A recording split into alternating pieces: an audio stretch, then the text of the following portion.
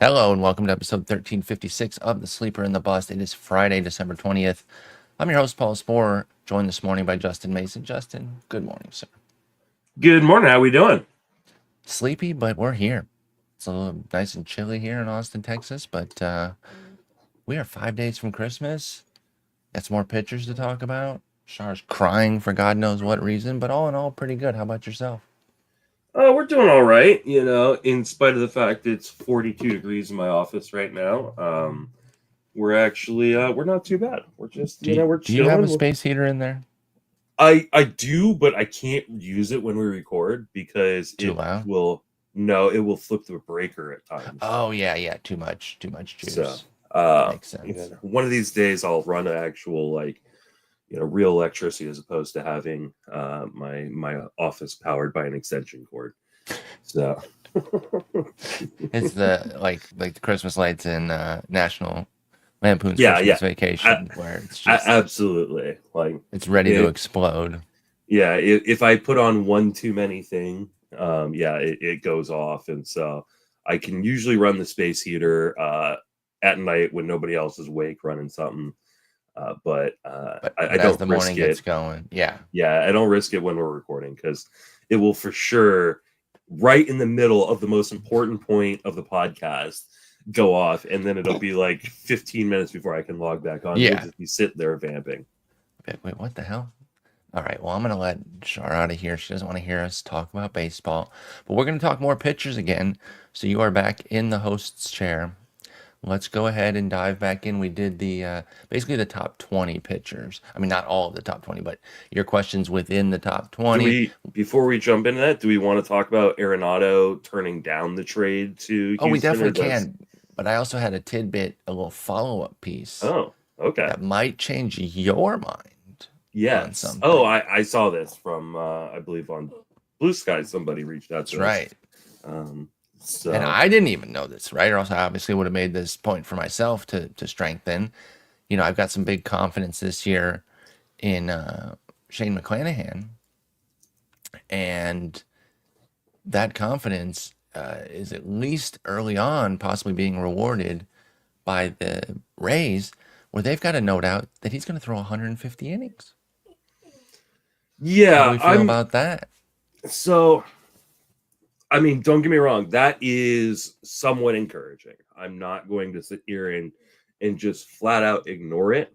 When the I believe it was the president of baseball operations came out and in an interview said, yeah, we're expecting him to, hit a 150-ish kind of mark in Mm-hmm. terms of innings. I think often GMs, managers, and players have a higher ideal in terms of where they're going to get. We also saw Clay Holmes say he was going to try to throw 160 innings this year. I don't think you can project that. I think that's really, really difficult. If I'm wrong, I'm wrong. But we talked about last episode with McClanahan. Like, I don't think the Rays are necessarily a competing team this year. I think they will be more conservative, especially if they're not in it down the stretch. Maybe this makes me push up my projection from I probably would have been around 130 innings on McClanahan. Maybe it pushes me to 140.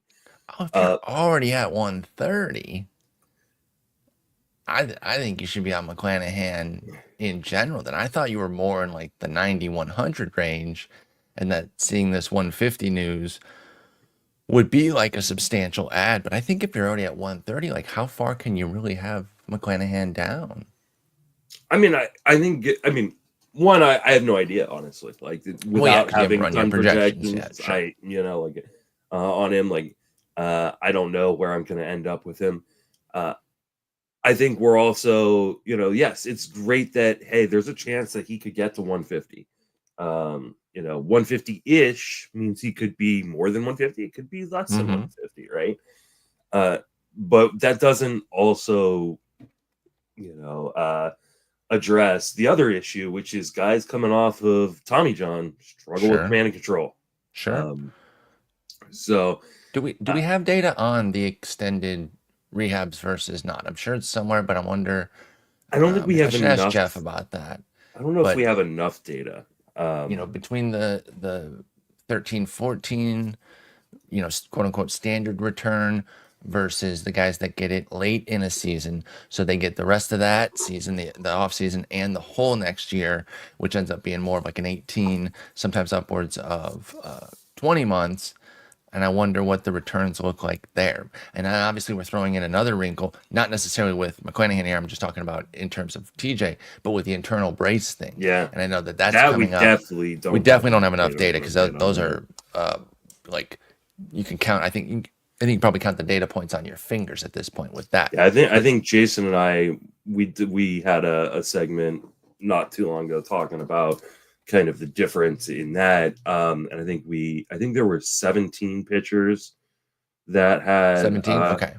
done the internal brace, if I'm remembering correctly. But that's still not a big enough data set, especially comparatively speaking to traditional Tommy John, which we've had, Yeah.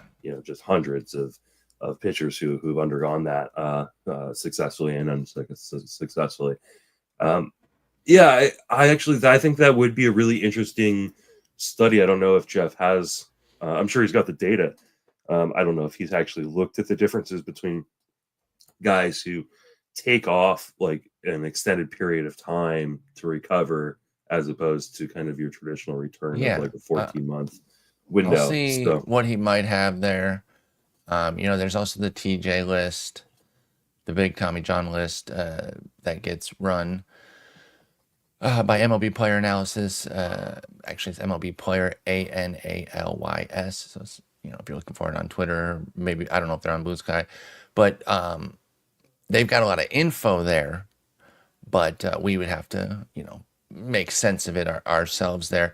But I am moved by this a bit. I mean, I was already on McClanahan, so I'm not moving him, but I'm encouraged that they're starting at a higher level than I probably would have thought with the Rays. Like, even myself, as somebody who's confident in McClanahan and has him ranked pretty high, I still was operating as though he wouldn't necessarily get $150. So we'll see if he gets there. But I am really encouraged that they're at least a 150 range there for him. This will definitely bump up my projection on him. I don't want to say I'm ignoring this.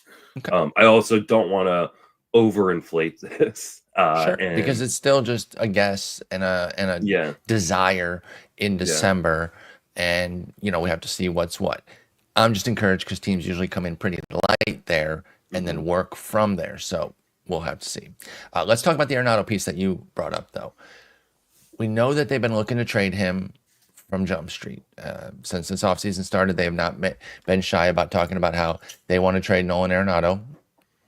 Okay. Houston became a candidate early because we kind of knew they weren't going to sign Bregman, right? They're doing some retooling. They're not rebuilding, but they're retooling some things. I thought that they're passing on Bregman to sign Tucker, and Alvarez, which is what it should be. But it seems like Tucker's gone now. Bregman's probably not coming back. Alvarez is going to be the only big signing they do. Maybe Alvarez and Valdez, but whatever. And maybe they don't even maybe they don't even do that. Maybe they don't sign any. It feels like the ownership doesn't want to put out these $200 million contracts. I mean, I don't. It's hard to pay Alvarez. Tucker's the one to pay. Yeah, Tucker's the one that you should have paid. Yeah. You don't pay double busted knees a 10-year deal. I know Alvarez has been one of the single best hitters in baseball. Just full stop. Like, I don't have to say anything on top of that. But he does have 2 wretched ass knees. So I don't think he's the one I want to pay. But now that Tucker's gone, like, who the hell do you pay? But anyway, Arenado was an interesting target there. Even after the Tucker deal, Arenado was still a target, as evidenced by this information here, because this is after the Paredes return in the Tucker deal. They still wanted to go get Arenado because he could play third and the Paredes could go play first. And because John Singleton's not going to be an everyday guy, so they can maneuver him around. I think Paredes played some left field. Do I have that right? I feel like he's playing left field. I don't think so. Maybe not. Maybe not. But either way, they wanted Nola and Arenado. I mean, if you think about somebody, Paredes can just play first. So yeah, that's what I'm saying. First for him for sure. Yeah. But I wasn't sure if he's never been in the outfield. For some reason, I thought maybe he had dipped in the outfield. But he could just be the first baseman, Arenado the third baseman. And if you're looking for a power rebirth, as a right-hander, you can do a lot worse things than going to Houston. You can't do many better, to be honest, because those Crawford boxes are very inviting. And the guy he'd essentially be replacing would basically be the blueprint here. Yeah. Alex Bregman has lived off of those Crawford boxes. And even as his powers come down from, the 2019 Rabbit Ball days, that's still where he gets his powers, eating up those Crawford boxes. That seemed like an interesting, compelling fit for Arenado, but he uses no trade to say, pass. What was your thought when you saw this with Nolan Arenado saying no to Houston? So I had a much different thought than what looked like the general reaction in the public, and even from some analysts that I saw, because most people were mad at Arenado. Like, oh, you say you want to go compete, you want to be traded, and then you turn down like a top tier team in Houston, in a good park. Yeah. Like, what's this guy doing? And he's got the Angels on his list of teams that listen, That at the end of the day, funny, by the way, it is. But I mean, he grew up like within walking distance of Angel Stadium. Like that is his California home. boy. Yep. And like to me, I was mad at the Cardinals because I think this deal was made in bad faith. They knew what six teams everybody did. I mean, it was reported what 6 teams Arenado was willing to go to, and Houston was not on that list. So they put him in a position to make him look bad. Yeah, like they put him in a position to make him look bad. Now they obviously want to get as much back in return, Certainly, or at least get as much money eaten by another team in return. Like, and maybe Houston was the team that was saying, "Hey, listen, we're going to give you some prospects back, and we're gonna, take on a good amount of this contract." But at the end of the day, like, he told you where he wanted to go. Sorry, I ran over you on that too. It's both LA teams, Padres, Phillies, Mets, Red Sox. Those were the 6 teams. We don't know if that's the exhaustive list, but the simple fact is no Houston there, no Astros. Yep. So I think the deal was made in bad faith by the Cardinals. And I think that's fair. Like, playing politics here instead of trying to figure something out, make him look like the bad guy for denying a team. Denying a trade to a very good team, like you said. You say, "Oh, we're giving you everything you want." It's like, no, you're not. It's not one of the 6 teams on the list. You ain't giving me crap.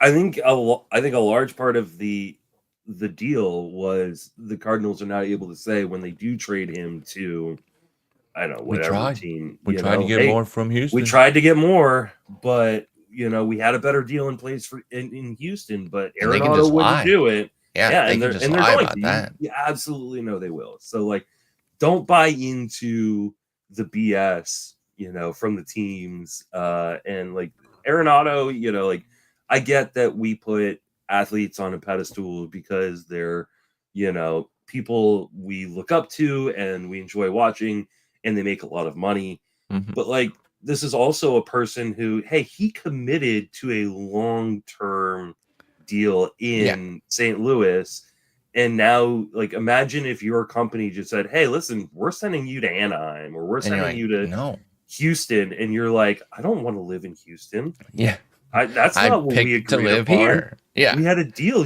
that we were going to do this here, like, and that's very well said, because it's so easy to vilify players, and I think in the internet age, it's not as successful for teams, but it still works a lot. And it will work here with a lot of Cardinals fans. And the rebuttal I always get when I make a point like this is they're like, "Well, I'd live anywhere for who gives a shit? You don't have any talent." Yeah. Well, I mean, not only that, but like, he's getting that money no matter where he plays. That's also true. Yeah. If I told you you're getting $50 million to do your job, and it doesn't matter where you're doing that job, you're gonna go, "Okay, well, I want to play where I want to work where I want to work." Like, and he earned. That's another thing too. Like, when the players earn these clauses and whatnot, respect that. Yeah, respect that. Are you pro labor or not? Right? Like, I'm sorry if you're a Houston fan and you thought Arenado coming would be cool, but you don't then turn your back and say, these no trade clauses aren't fair or whatever. Players having some control over what they, where they have to go, I have no problem with that. You earn that, with the amazing 12-year career so far that Arenado has had, then I simply cannot muster any anger or distaste for him on that when he says no to a deal, when he made it clear that they had 6 teams he wanted to go to, and he's earned that. So yeah, we had the same talk during the Eduardo Rodriguez thing. Oh, he Yeah, doesn't I want to was be a thinking the winner. He's a exact. loser. It's like, first off, you don't know what the hell's going on with Yeah, his he wants personal to life. be. Yeah, he wants to be in a certain place with his family, and like, And he how earned can that. you? Yeah, Above all, they earn these rights to do this, and then to get vilified in the press for it. I hate that. And I used to be yeah, dumbass fan. me I would too. be so. I remember where I was really grew up with it was football holdouts. I'd be like, Hmm. get on the field and play. I'm some 14-year-old loser ass. Like what the hell do I know? But I'm like, they need to play, man. This is absolute bull crap. We need that guy on the line, dude. And it's like, once you learn a little bit more, especially football, the way they chew them up and spit them out, Yeah, that as soon as I was put on and learned, I became pro any holdout. I don't care. Get yeah, yours. You have a huge rookie year, Chris Johnson, where you rush for 2,000 yards. Absolutely hold out, and I am fully on board. So yeah. anyway, good on Arenado. Hopefully, he doesn't get vilified here. This is one of the best, And I think coolest. he'll get moved. Like at some He'll point, get moved, yeah, and I hope he gets to go where he wants to go. Just one of the most unproblematic players too. We can take some praise in that. We don't always get the good dudes, right? There's plenty of crummy dudes, and we focus a lot on them because that moves, clicks or whatever. But to have somebody who's been a very wholesome guy and just a dope ass player for 12 years, yeah, I'm very pro Arenado. So I hope me too. he gets taken care of. Yeah, Anyway, but yeah, good to bring that up. So no Houston there. I would have jumped back in because let's talk about him in a fantasy angle real quick before we get yeah. back into pitchers, because he is coming off of his worst year outside of 2020, which throw that out the window. But 16 homers in 152 games, so you can't say it wasn't volume, and a 101 OPS plus after the 108 in 2023. So this is like a 2-year trend, but the 10 homers being sliced off from 23 to 24 is what really makes it look more impactful. It's only 7 points difference in OPS plus, but the 10 homers I think is really driving it home when you see 1671 on the homers ribbies with Arenado. So what do we expect? I know you need to know where he's going to go, but let's say he goes Yeah. somewhere he wants. Put him in California. Put him on the worst of those teams. Let's put him on Anaheim. Where would you be if Arenado went out to Anaheim? Would you have any renewed interest? Do you think the price would drop so that you would get some interest? Because people would say, ew, Anaheim, don't want that. Like, where would you be if Arenado goes to Anaheim? I mean that's a really, really good question. And could he beat out Rendon for the starting job? You know what the funny thing would be, like, as he said, like, Arenado has said that he would be willing to move to uh, first base Oh, wow.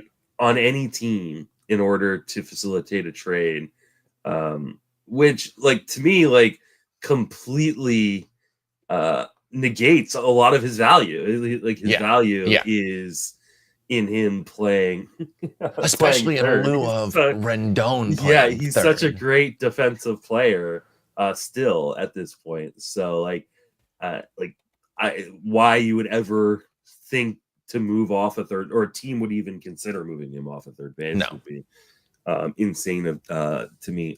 Like a place like, I don't want to see him end up in Anaheim, mostly because the team context around him is not as Stinks. good as the other locations, or even St. Louis. So I do want to see him get out of St. Louis, because I think St. Louis is part of just the reason why he struggled so much last year. I think the team around him was just disappointing, and that always can just fuel, or give a lack of fuel to a player. But also that park is, that is a difficult park to hit homers out of. So I think there's going to be a bounce back. Maybe it's not to the level of kind of the 30 home runs we would book him for every year, but the underlying numbers, let's be honest, they're taking a dip. Yeah. It was the lowest max exit velocity of his career. It was lowest average exit velocity of his career, lowest barrel percentage of his career. He did make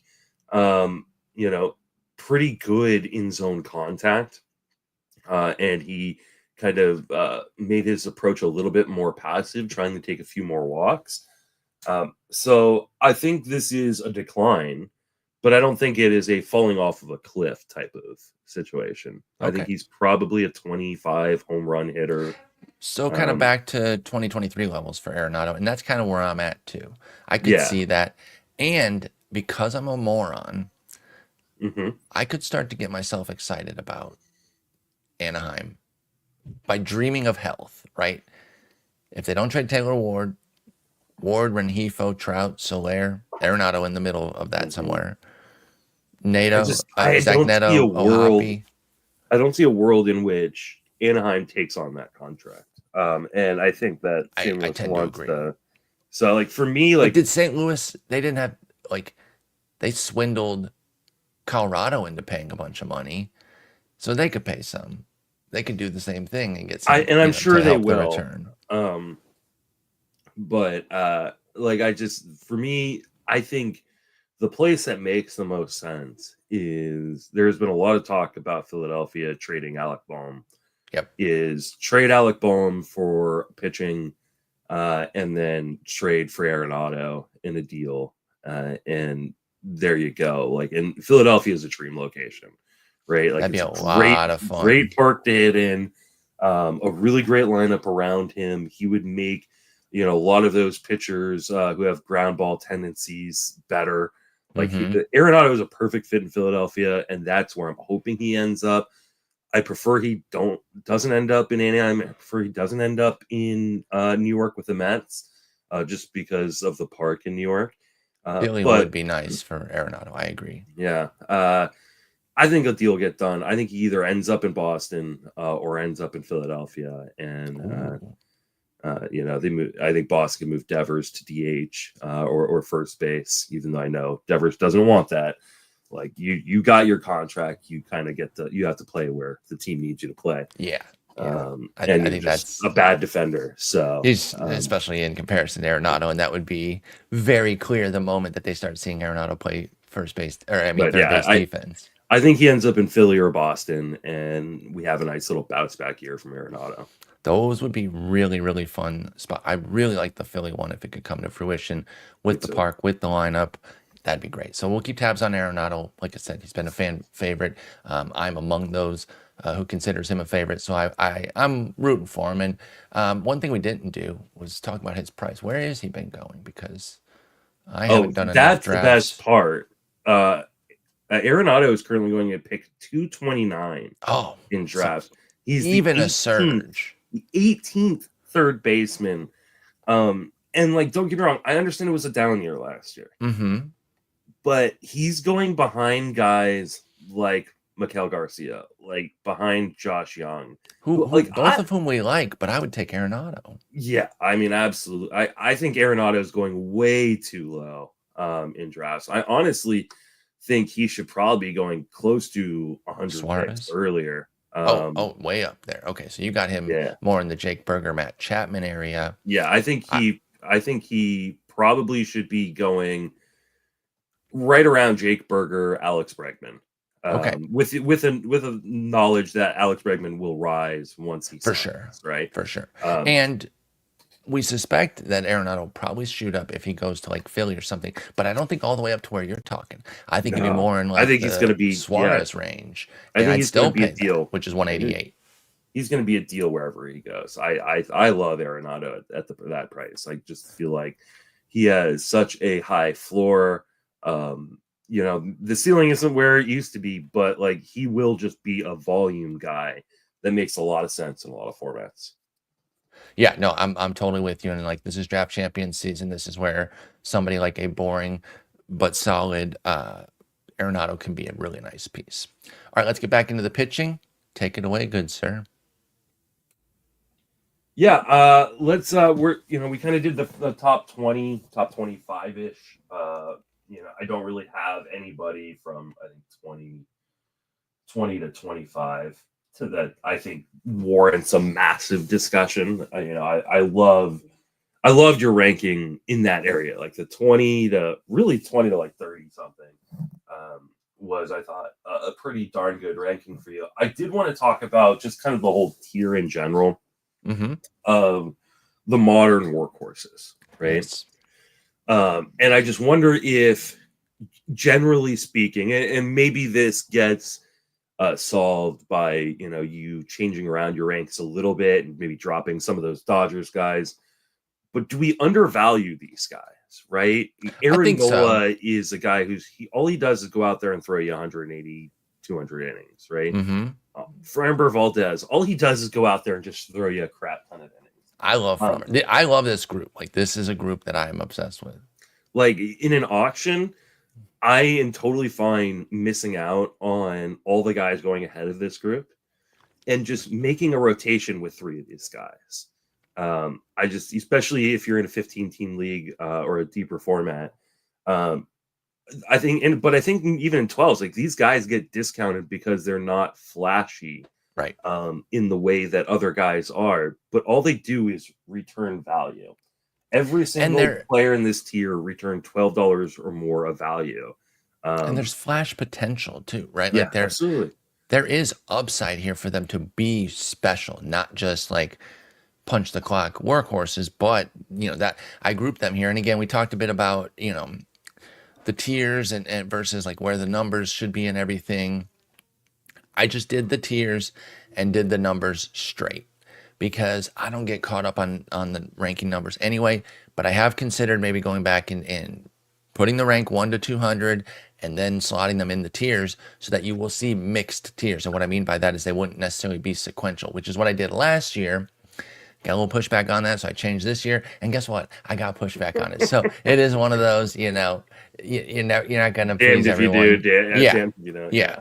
But I think I like the 23 way better, where I just rank them 1 to 200 and then I slot them in tiers. And so this workhorse tier, Webb, Valdez, Nola would probably be maybe ranked a bit higher. Someone like Eflin, who gets to be 31 in this because he's part of this group, would probably be lower. I probably have him closer to like pitcher 45, 50, but he gets to be in this tier here. But I know that mentally. And as we've talked a million times, the difference between pitcher 31 and 51 is just not that severe. Yeah. So that's why I'm not like, I have to perfectly rank this 1 to 200. But again, I think I still like the mixed group better. But yeah, I think your point here is, should Webb, Valdez, Nola, Castillo, like Lopez, the ones that you like, shouldn't they be going higher than some of these other guys here that have already been listed? Totally agree. Especially with the team that you're constructing, right? Like, you don't take 2 of the riskier guys from the one step from Ace Hood, because that's too scary. I don't think you want to be going McClanahan and Sasaki.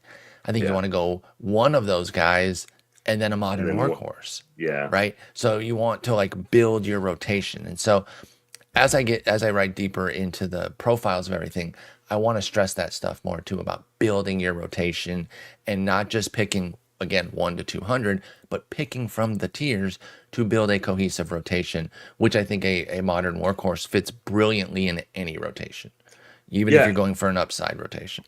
I think too, this is a really obviously this is what you're kind of just referencing, but I'm just going to pile on it. This is a discussion of roster construction, right? Yes. It is. And these guys, they get kind of pigeonholed into this idea that they don't have the upside that the other guys have. But I push back on that, because not only do they have just their own unique upsides. I mean, some of these guys were SP1s coming as soon as, or as recent as last season. In Luis Castillo, Pablo Lopez, and Aaron Nola were all being drafted as top 12 starting pitchers Exactly last year. But then you add in the fact, the volume. And, obviously every pitcher has risk. We say it all the time, right? But some guys are inherently less risky because they've shown a massive track record of being able to handle large workloads, which all these guys can do. And the upside is in the volume. I think this is what we forget. Totally agree. Especially because there is a lot of analysis that focuses on really shallow leagues. Is people are always like, well, I don't care about the boring guys because I'm looking for the next Scooble. I'm looking for the next, schemes. I'm looking for these guys that are going to really pop and be, top tier SP1s, the top pitchers in baseball. the volume in guys like Framber Valdez and Luis Castillo is you get to just volume your way to that upside, right? Like they're going to Yes. inherently have more value than a lot of guys who may be quote unquote have better upside because they're going to throw, if they throw 200 innings at, a strikeout an inning, that's 200 strikeouts. It's Like huge. It's that's huge. massive. And especially if they can do it with good ratios. So, that's massive for your ratio building. And I just think these guys are perpetually underrated and perpetually end up on my teams because of that. And I just people need to stop ignoring these guys or passing over these guys for maybe guys going later or going ahead of them that have these quote unquote massive upsides that are much less likely to be realized.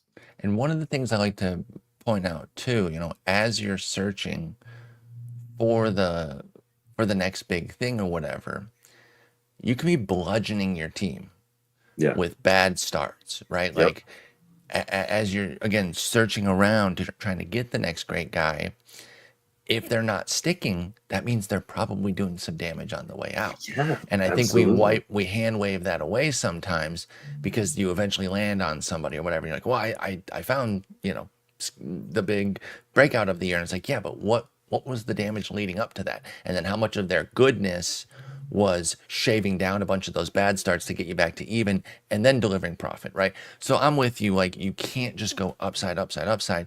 And let's stop pretending that these guys don't have upside.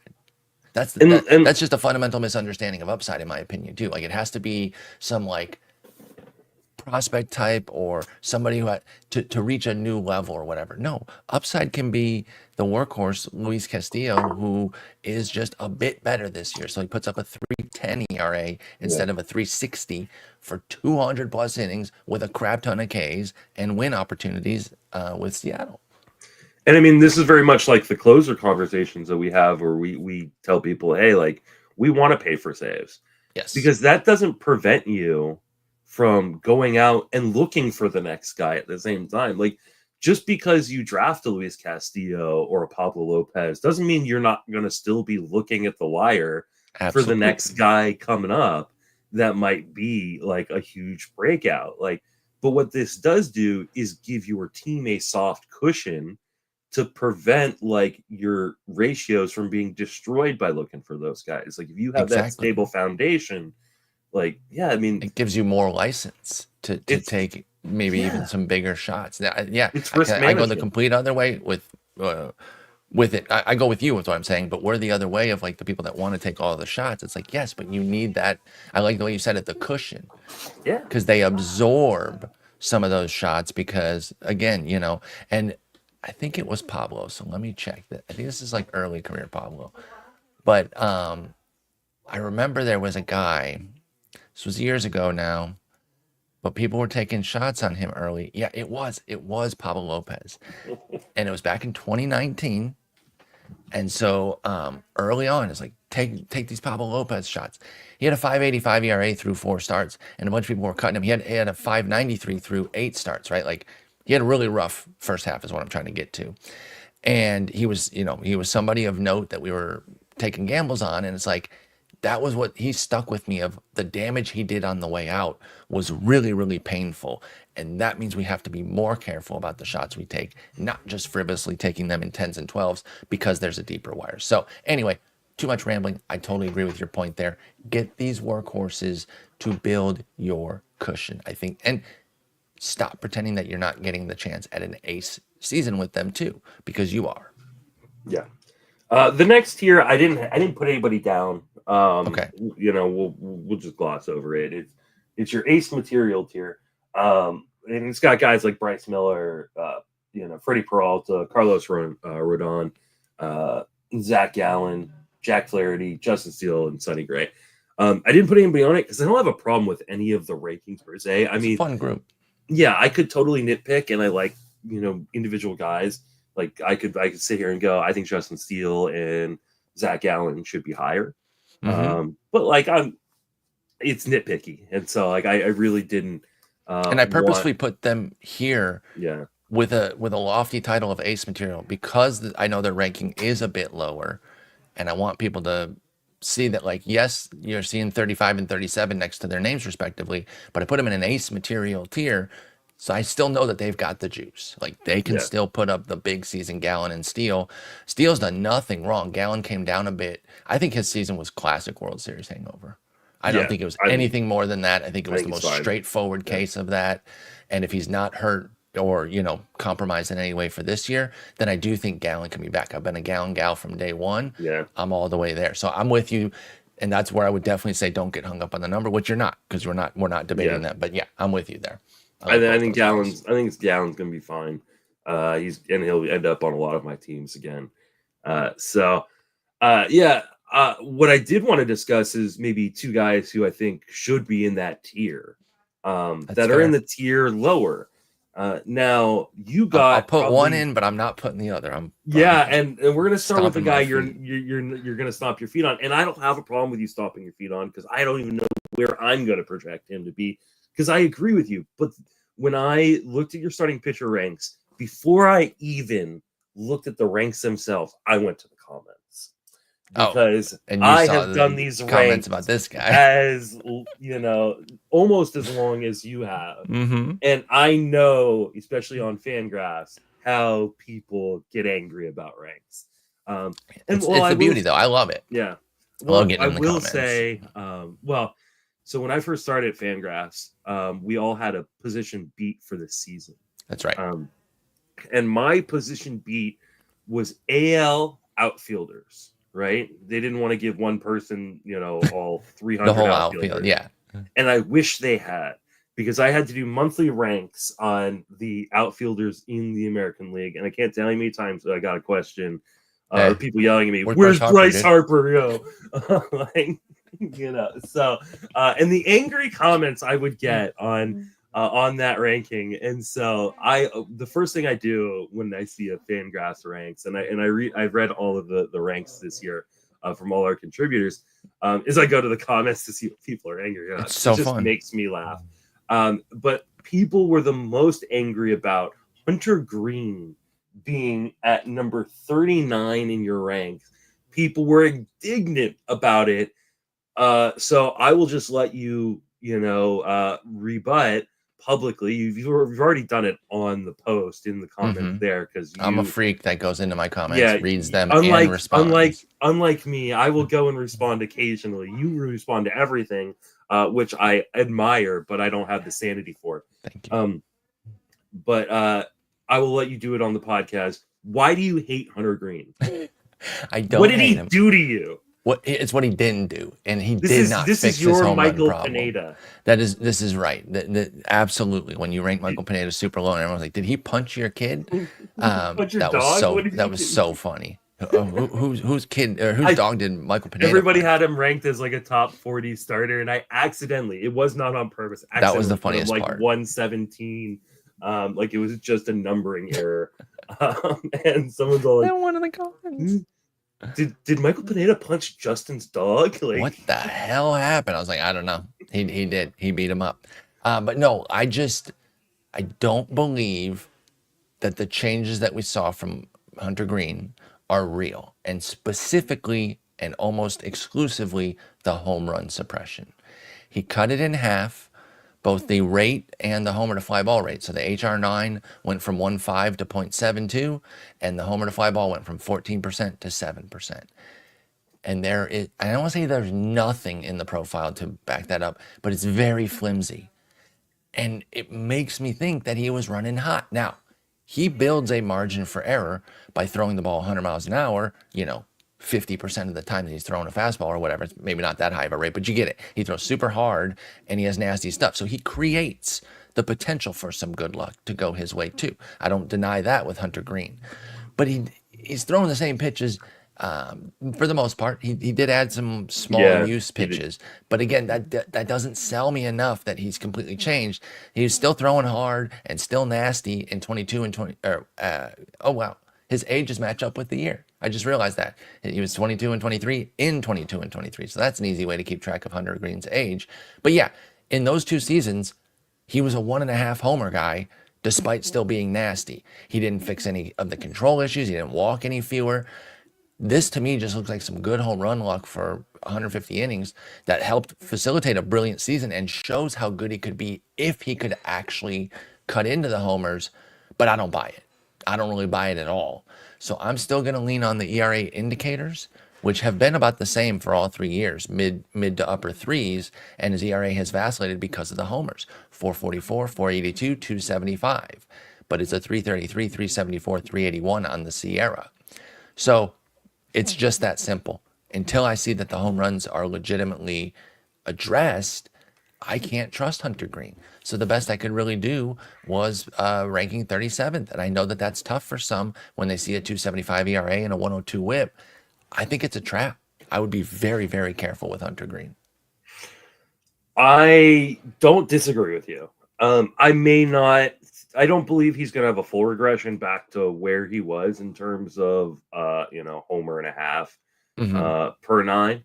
But I think this is going to regress. Like, I do think he was lucky. And one of the things I think you can look at too is just the month-to-month split on the homers. And he kept his home run per fly ball pretty low most of the season. And then in September, it went up to 11%.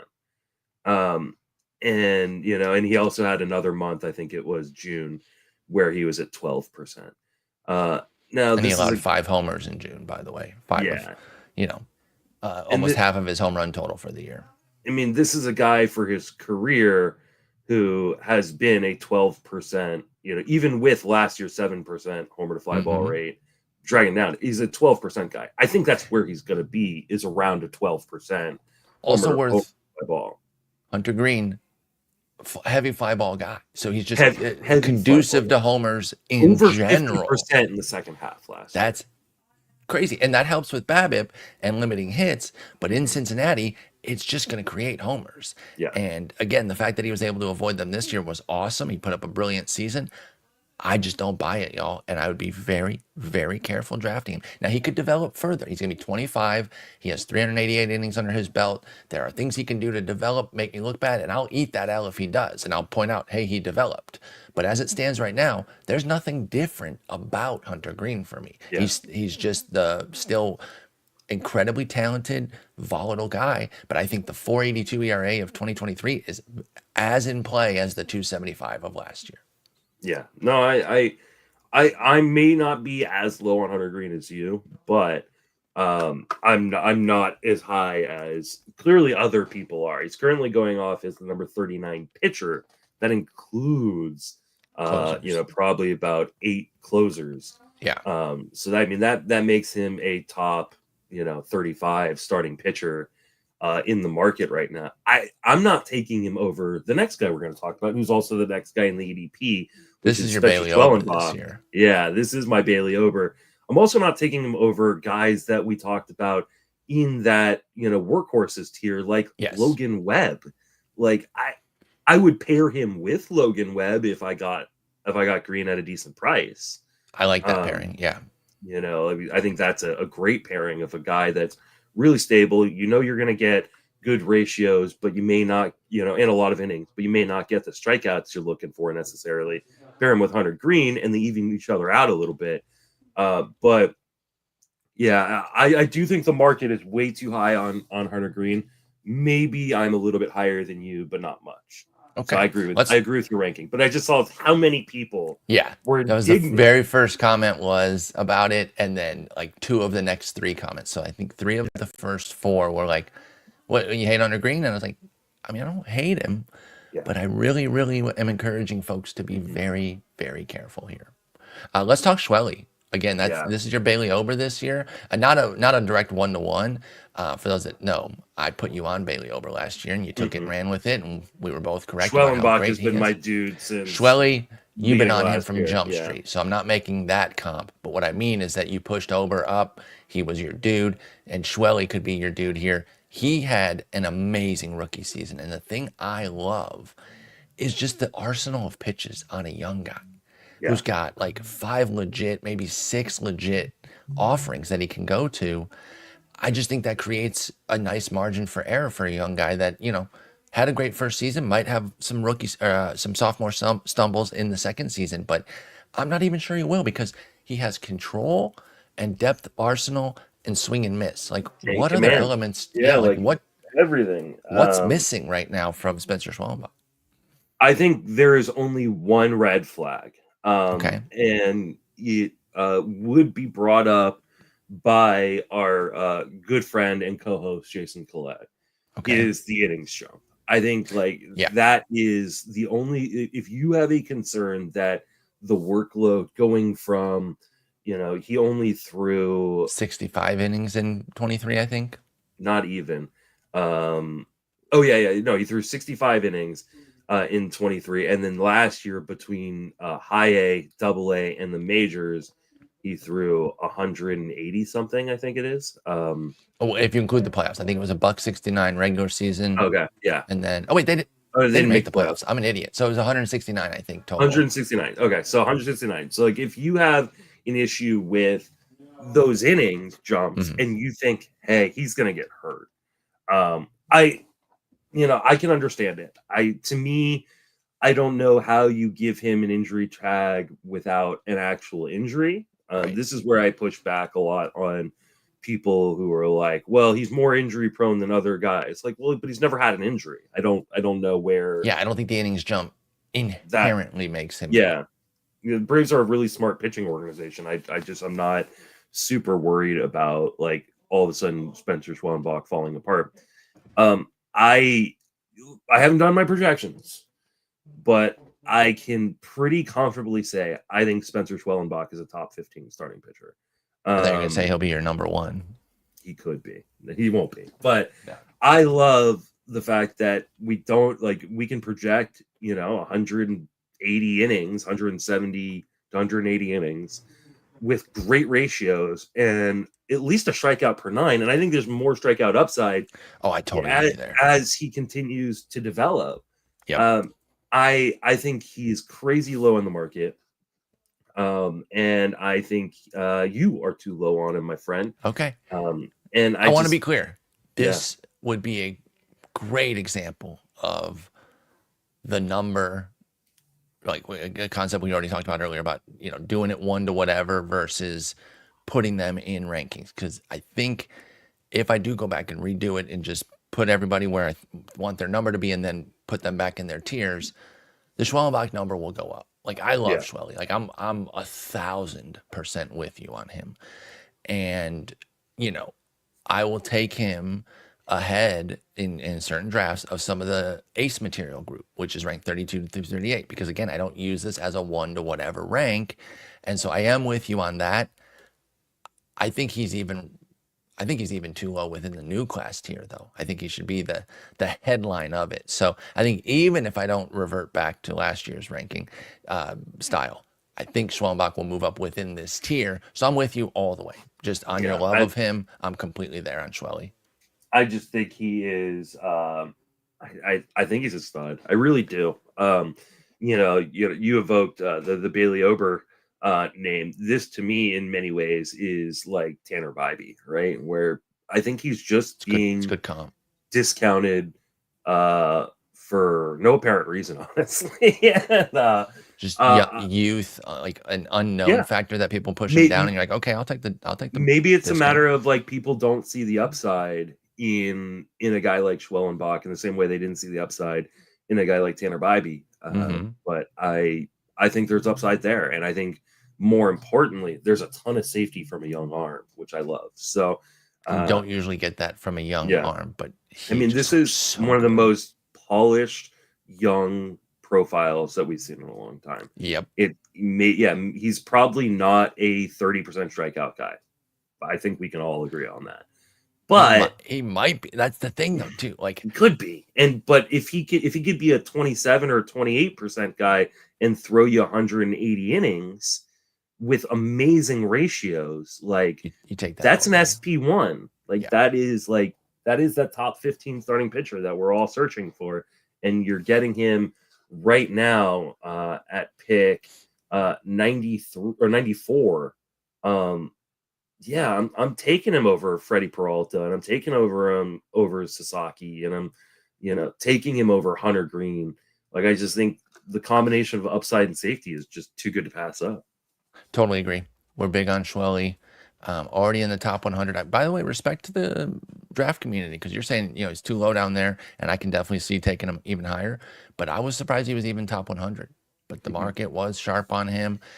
So he's with a bunch of guys that like everyone's going to have their favorites in this group. You mentioned some names, and then like Glasnow and Fried are going Yeah. right after him. McClanahan. So like the pitching And ranks we got there are someone, going we to got be. someone in the comments going, Peralta, sneaky good year coming. Yeah, like, And and I I can can see it. see, Like, I yeah. can see you mapping that out and him being one of your guys. Like that totally checks out to me. Like, so it's a fun area of pitching where people will go and attack and get the guys they want.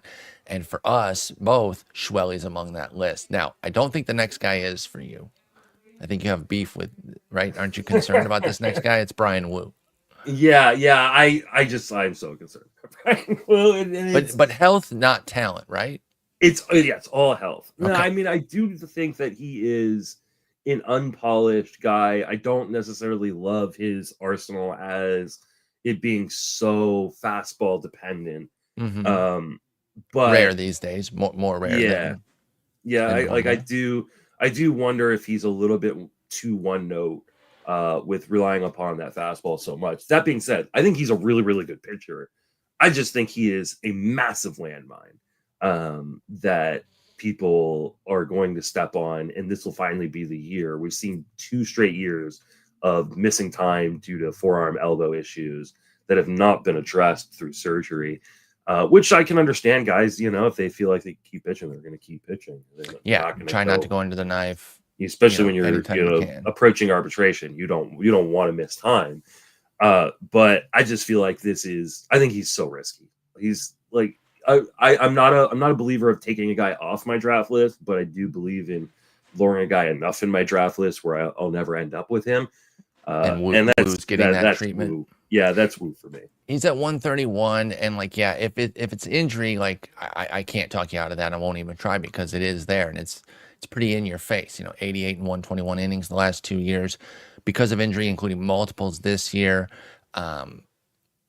He is somebody that we'll be keeping tabs on for sure. It comes to spring, looks healthy.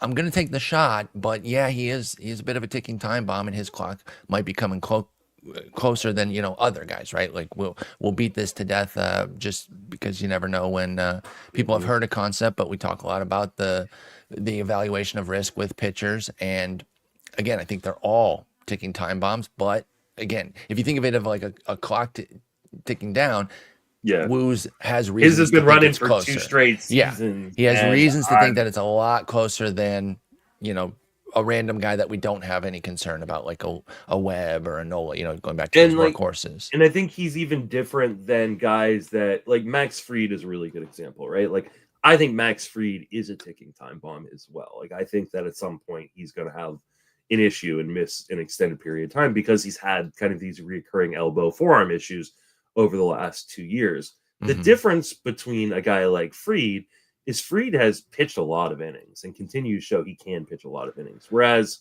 Woo has not yet shown that. He has not gone over 121 a third innings in the major league level ever at this point. I mean, it's only been 2 years in the majors, but like, he hasn't shown he can build up those innings. So like, I think there are going to be a lot of people who go, I love the upside. I think, he's young. He's going to take another step.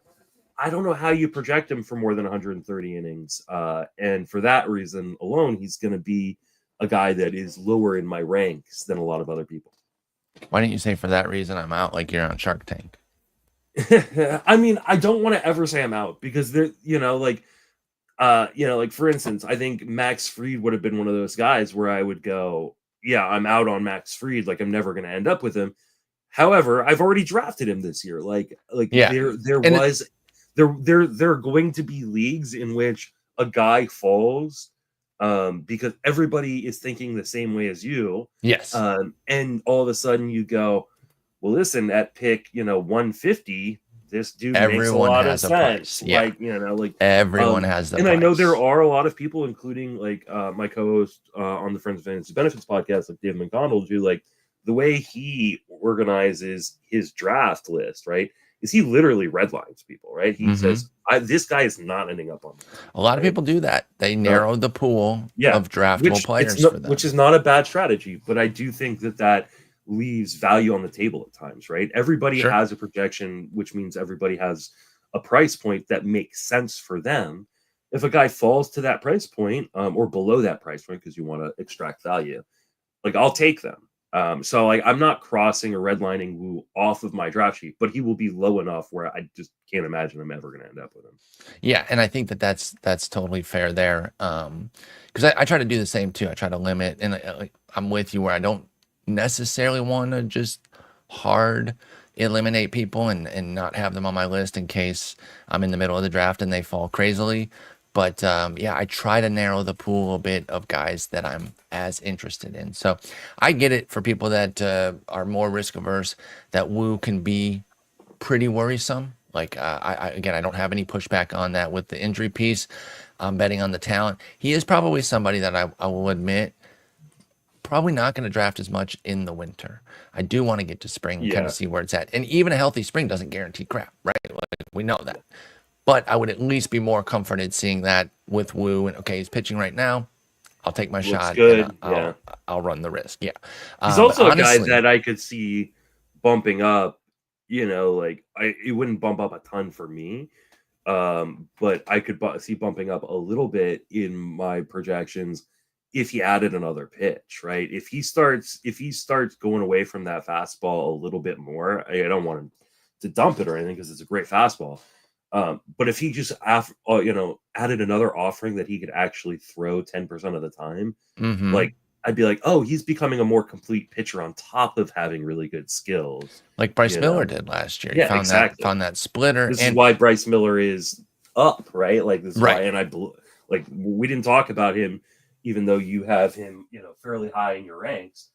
Because I agree with you. Like I do think Bryce Miller has. He's in that tier above. Yeah. And I split those two up, and I usually kind of, I keep Gilbert and Kirby together. I usually keep Miller and Woo together. I did split them a bit because of how excited I am about where Miller's at in that splitter that he added. But I do want to give Woo credit. He did at least use the changeup more. It was only 9%, and that 10% is an important number there to quote unquote having a pitch. Anything under 10% is kind of a show me pitch, meaning you really throw it on rare occasions. He did jump from 4% to 9%, but we really want that third pitch for Bryan Woo to feel more confident, against lefties. But I will point out, he went from 928 to 605 OPS against lefties. So at least he had some result improvements, even though the arsenal didn't jump the way Miller's did, where he got that splitter. Miller improved his performance against lefties, but at least there was more backing behind it, and that's why I'm more confident in him than Woo before you even get to the injury piece. Yeah.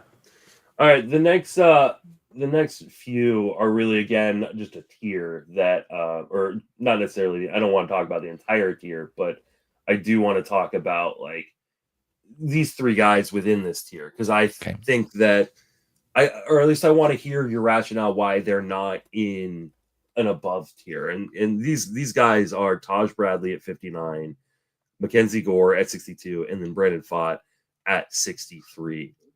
You put them in the post height potential. And I don't understand why they're not in the tier above them, the last year's breakouts, because in many ways they did break out. Now they were uneven breakouts. And that's why. But that cost them a slot in that tier. You're 100% right, though. They were considered for it. They were absolutely considered for it, but there was something that kind of kept it from completely coming together, right? Like they were all better than they were in 23. Again, you mentioned Bradley, MacKenzie Gore, and Brandon Pfaadt, undeniably so, but still, MacKenzie Gore had the issue in the middle of the summer, which I quote you often saying that it's not proven, but that like one of your speculations was that maybe he was tipping, because he did regain it and find it to end the season, which was really impressive to see, at least, so that he had that lull there in the middle. Something was going on. We don't think it was injury because they didn't take him out. Tipping or, being a little bit off mechanically does make some sense there. Pfaadt is like mini Hunter Greene, where the home runs are such a problem. Are they?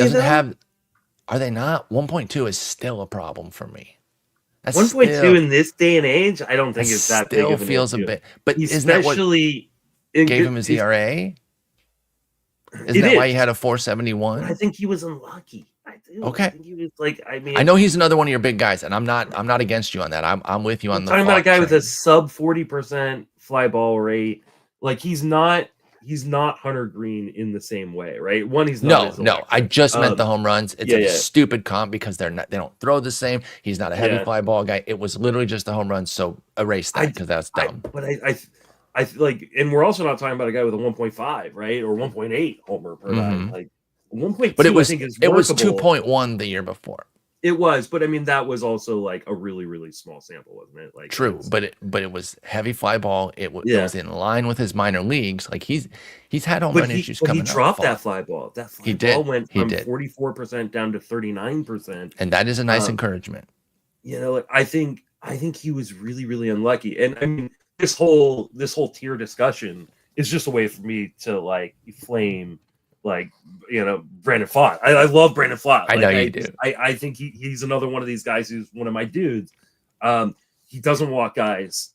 Like I think that home run rate will continue to get lower just because I think his command is much better than we kind of give him credit for. I think he was really unlucky. And I think Pfaadt is one of these guys that can take a huge step forward. I think the whole Diamondbacks just had a kind of a World Series hangover Totally agree. effect. Now, I want to be, kind of transparent and point out the fact, yeah, like, do I think that home run rate will come back down? I do, or will continue to come down. I do, but it did go up in the second half. So like I can't sit here and it was really bad in September. It's 1.67 in September. So like there is risk there, Hunter Greene-esque risk in the home run rate department. Mm-hmm. But I just think you're getting such a good price on a guy like And I like the price. $170. Yeah. Pick 170 right now for Brandon Pfaadt. Someone in the chat mentioning, heard a lot of people talking about Pfaadt being a good value. Totally agree with that. I like Brandon Pfaadt. In fact, I like all three of these guys that you mentioned. I love Taj Bradley. I'm not quitting him. Y'all might remember I went big on the I will free never agent bid forget. in 2023, and it did not work. And I was a little bit sore on that, but I did not hold it against Bradley. I was back at the well last year, and he got better. And I'll be back at the well this year where I think he can take another step. And it looks like he is going to kind of do the stair step. We know prospect growth isn't linear, but right now, Taj Bradley is taking linear steps forward. And if he takes another, then he's a dude next year because he's at 4.11 ERA, 122 whip, some improvement there. And he's a big home run guy. Maybe he's the better Hunter Greene comp. Again, he doesn't But live in again, the under air 40% quite as much. Yes. for that fly ball But rate. the home run rate is egregious. 2.0 last in 2023, 1.4 this year. So that's, and he throws a bit harder than Pfaadt, not quite as hard as Hunter Greene. But if I was going to make the comp, I think it's better for Bradley than it is for Pfaadt. But I love Bradley. I am fully in on him. I think the growing pains are evident, but I still think there's top tier stuff here. I still think Taj Bradley is somebody who could headline that rotation. We're talking about McClanahan coming back, putting up $150. Sure. I think Bradley is the door's open. The path is there for 185 innings this year. Why not? $138 last year. To me, there's no reason. Throw another 11 on from the minors, so you got 149. There's no reason he can't go 180, 185. So I'm all the way in on Taj Bradley this year, and his draft price is 174, right there with Brandon Pfaadt. Yeah. I would take both too. I'm in a situation where I'm putting both on a team, even though they share home run issue, wouldn't it bother me? And I'd be fully down for that. But Bradley is my favorite of this trio that you brought up between Bradley, Pfaadt, and MacKenzie Gore. Yeah, it's really interesting to me. Yeah, and I like Pfaadt and Bradley a little bit more than I like MacKenzie Gore. Just because I think MacKenzie Gore's volatility is just hard to predict. It's a clear control issue, right? Yeah. Like we've seen it very present and obvious with him. And we've seen it just over and over again over the course of his career that exactly he kind of has these moments where he's in a groove and he's one of the best pitchers in baseball, and then all of a sudden he just can't find the zone or he just becomes extremely hittable, which is why I thought and still think that he was tipping pitches during that bad stretch last season. But I mean, I will take both Pfaadt and Bradley over a lot of guys in the, not the above tier of yours, but the above tier of like the ADP, because we have like that Bryan Woo and Kikuchi and Flaherty and Senga and Ronaldo Lopez and Robbie Ray and Sandy Alcantara. Like that's a I'll take dicey those group. guys. Oh, like that is a huge collection of risky guys. The Yeah. Striders in that, I'm probably going to take I'm going to probably take guys like Bradley and Pfaadt over a lot of those guys. I just think they both offer a lot of discount. And Gore too. Like obviously, I want to see Gore in spring. I think of the three, like the most important to watch in spring is MacKenzie Gore. Is he still tipping? Does he have good command and control? And I think we'll get a good idea of that in spring. But I think, especially Pfaadt and Bradley, I was like, wow. I think these guys deserve to be in a tier higher. For my Texas folks out there, I heard Justin say still tipping, and I did want to say on Fofos. That's just for my Texas folks there. Let's move forward. Yeah, because I don't even get that. Don't worry about it. You don't need to. But when you said still tipping, I said on Fofos in my head, and my Texas brethren will know exactly what I'm talking about. All right, let's continue on here because this is a great group. We jumped down to one of Taj Bradley's former teammates. Let's talk about Jeffrey Springs. He got traded. You, Jason, and Larry talked about this, right? We did. Yeah, we talked about the Springs trade. And I'm still in on Springs.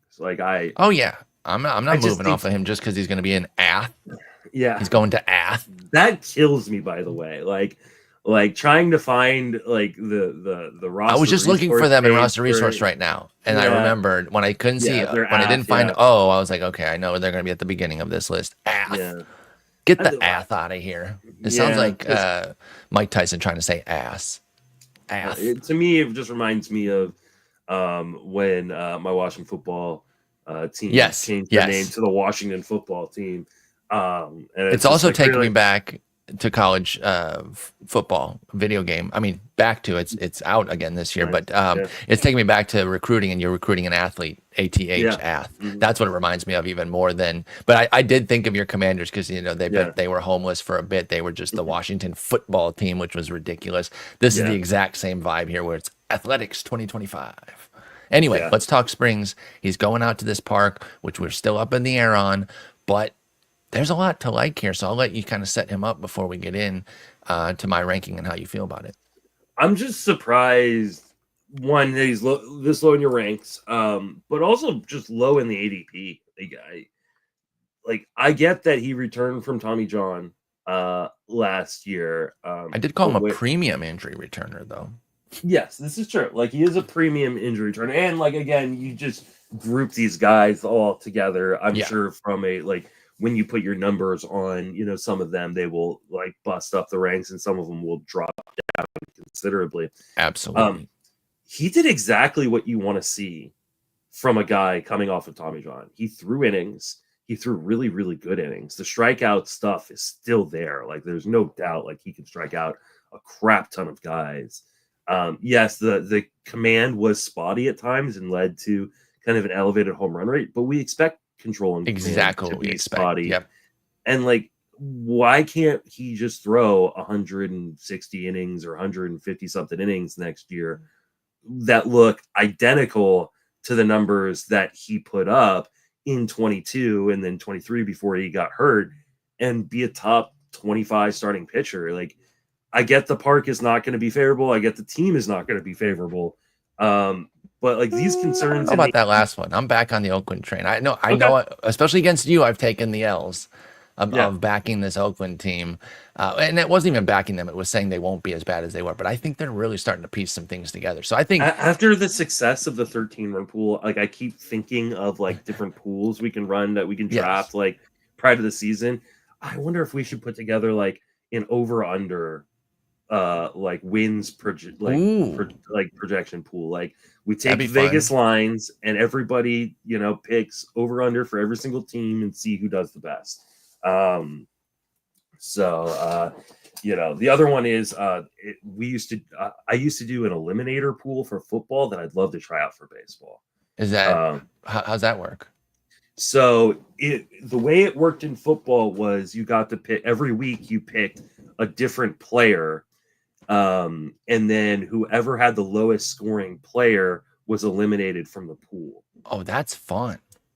So we could That's do like a fun. weekly thing in baseball for all 26 weeks or whatever it is, and everybody pick a player, and we'd have to obviously use a point system, right? And the lowest scoring player that week would be eliminated from the pool.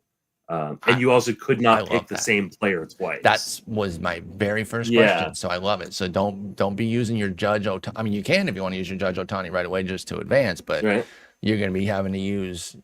I don't even know. I couldn't even think off the top of my head because I keep hearing that hammering. I guess they don't know I'm doing a podcast right now. Jen's parents are here, and I'm smiling through the anger because I'm very angry right now. Anyway, let's continue. Jeffrey Springs. I'm in, though. I am in as well. He is premium injury returner. And like you said, if I do the re-rank, these numbers are going to change. Like, Giolito's not my 85, y'all. I love Lucas Giolito. Y'all know that. But if I'm doing the number, he's definitely into the 100s right now until we see something in spring.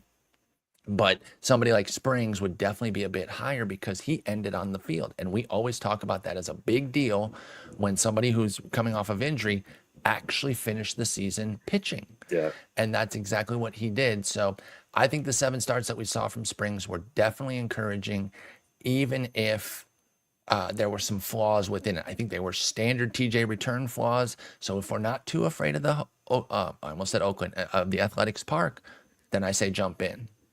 And I mean, for this entire tier, like I really want to caution people, like, know your format.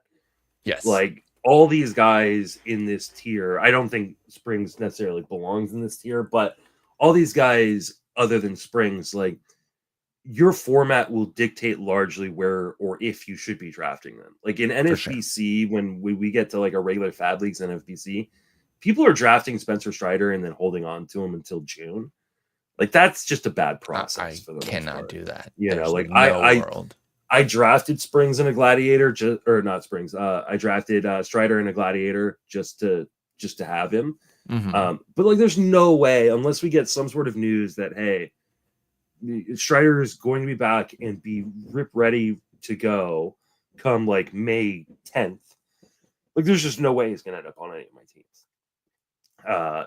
But I would draft him in Tout Wars, where I know I've got unlimited IL, or in a league where I have 7 IL spots plus bench spots. Like, I'd be willing to take the gamble and hold on to him there. So just make sure you know your format, know your league, and can you roster a guy like that until June without killing yourself? Without absolutely destroying your bench, right? Again, for any folks that don't know about the NFBC, you get 7 reserves. That's it. So you're going down to 6 immediately for 2 months minimum. He's even really difficult to roster in leagues where, like a Yahoo league, where you have usually because 1 or 3. Yeah, like those fill up. Those fill up quickly, so right? fast. Now I don't have a problem with people saying, "Hey, I want to take the gamble." That's your gamble, though. Like, don't draft any other injury guys, right? Like, if you take risk management, risk tolerance that if you take Strider in like a 3 IL slot, you're down to 2 right away. I can work with that. But if it's a 1 IL, don't do that. Don't do that. Like, that's, and I know, you'll be feeling great in July if he comes back and he looks like an ace, but getting to that point might put you in too much of a hole to where his good work isn't even helping you. So just be careful with that. I totally agree on the risk management piece. There is some risk management with this last guy here, but mostly due to kind of being a wild card. Let's talk some Rhett Lowder for the Reds. What do you like about him? Well, I mean, this is another one where I just kind of put a name on there just because I wanted to talk about the tier, because it's such an interesting, fun tier of guys. You got Kamal Rocker, you got Jackson Jobe, Festa, David Festa, Spencer Arrighetti, DJ Hers, Brian Bale, Bubba Chandler, Joey Cantillo, Andrew Painter, Jose Soriano, Rhett Lowder, and then Sean Burke. Like, these are just a lot of really fun names that I think people should take calculated risks on. I like Lowder the best out of this group. Like I know that he, people are going to look at like, oh, he had an 11% walk rate last year, and do not get hung up on that, folks. Yeah, like he was a really, really good pitcher in the minor leagues that did not have a control issues. He walked 4 in his first 2 games, and Yeah, when you have a tiny sample of 6 starts, that's going to weigh heavily. I mean, his walk rates in the minor leagues were less than 6%. Like, I think he's going to be fine. I think my biggest concern is obviously pitching in Cincinnati. One, will he actually have a role? Like, will they give him the job out of camp? And then 2, just having to pitch in that ballpark. But he's been a guy who's been great at not giving up home runs, did not give up a single home run in the major leagues or in AAA. All of his home runs were given up in high A and double A. How much do you think the walks were part of that too? Was Rhett Lowder maybe pitching a little scared, do you think? To where he's like, I can't give up the homer, so let me just dance around the zone a bunch, and that's why he had so many walks but no homers? I remember watching that first start and the second start and going, I think this is nerves. Okay. I think he was just a little bit amped and trying to overthrow and not hitting his spots. But we saw it get better in the final 4 starts, where he only walked a total of 6 in those 4 starts. And I think that's more of the guy that he is. I think once he kind of calmed down and went, oh, I belong here, he showed us he belonged. And I think there's just a lot of upside in this arm. Yes, the strikeouts weren't super impressive there in the major league run, but they have been in AAA. And I'm very, very excited for a guy like Rhett Lowder coming in. He's definitely a guy I want to watch in spring, right? I want to watch. Sure. I want to make sure he's getting a role. I want to make sure all the things that I saw kind of in those last few starts are there. But I think he is potentially one of these lottery ticket guys that are going really, really low in the ADP. He's currently going at pick 400. Wow. I mean, it's that we've talked about this before. The impact that roster resource can have on the early drafts, because we're all using it, right? And so Jason doesn't have him in for a spot right now, which is the right move, I think. I don't think he has a guaranteed spot just yet. When you got Hunter Greene, the newly acquired Brady Singer, Andrew Abbott, Nick Martinez, who took the qualifying offer, and Nick Lodolo.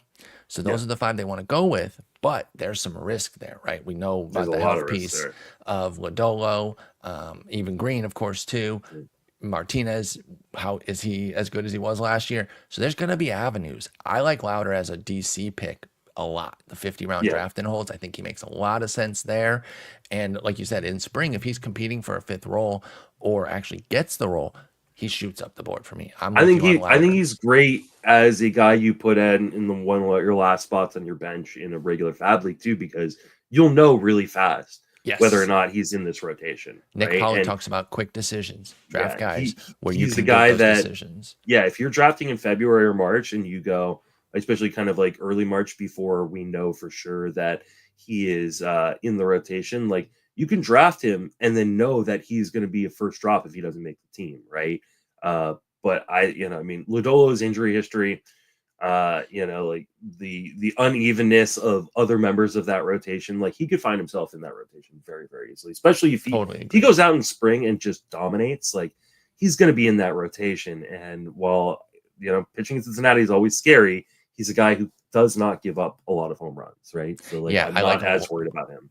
I like a lot of what Lowder does, and do think he could be a sneaky breakthrough candidate next year. Do not get too hung up on the numbers he put up in the majors, because I just think it was 30 innings of some goofiness. What do you got?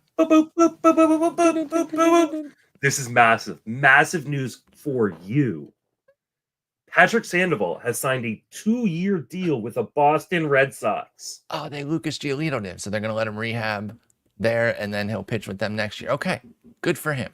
I still love Patrick Sandoval, you know that. And now, with him leaving, and now Griffin Canning being on the Mets, I can draft them again, and I'm not drafting 500 Angels. They might actually get better. I mean, he's going to be Brandon Bailey. Like, that's... Now, Sandoval will be next year. Again, he's Yeah. missing this year, or at least the first half of it. So we're not drafting him this year. But Giolito, I'm back in on. But Canning, you might remember he was in Atlanta. He got traded to Atlanta, and so for the Soler deal, they non-tendered him. The Mets signed him.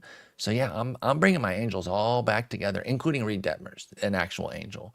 Yeah. I'm gonna draft all those guys. The still. Angels GM, I think it was, had some really nice things to say about Detmers, which I still makes me think he's feel a like stud. they're gonna give him They're every absolutely opportunity going to do that.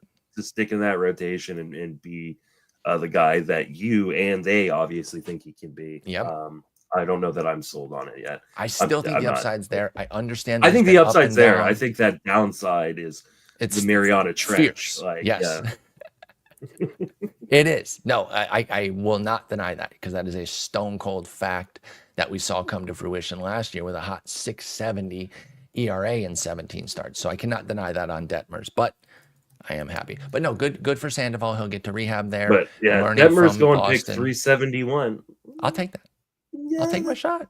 I'll take my shot. I mean, I think I'll go with my Rhett Lowder dude, but yeah, like yeah, I don't mind that price. Like, he's not free, but he is cheap. Not free, but he's also not killing you if things do go south with Detmer. So that's The why problem I is like he the price. might Moustakas us, which is just have an amazing spring, get everybody No. excited, and then Don't dump on trick you us. all over. Don't do that. Yeah, That will hurt my heart.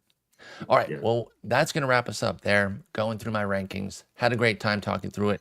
We're going to start talking positions. I think we'll do at least one episode next week. I think we'll have room on Monday or Tuesday to do one. We might be able to get two, since Christmas is in the middle of the week. I'm okay. And I'm not going anywhere.